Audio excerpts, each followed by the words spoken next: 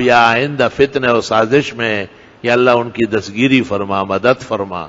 اللہ معاشرے پر دین کا غلبہ قائم فرما، مدارس، مساجد، علماء و طلباء اور ان کے چاہنے والے بھائی خواہ، معاونین، محسنین کی ہر طرح حفاظت فرما، دنیا میں بھی اور آخرت میں بھی، جان کی بھی اور مال کی بھی، عزت کی بھی اور آبرو کی بھی۔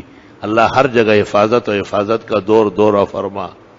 اللہ جو دعائیں انبیاء و مرسلین نے خاتم النبیین صلی اللہ علیہ وسلم نے مانگی ہے، ہمیں بھی نصیب فرما۔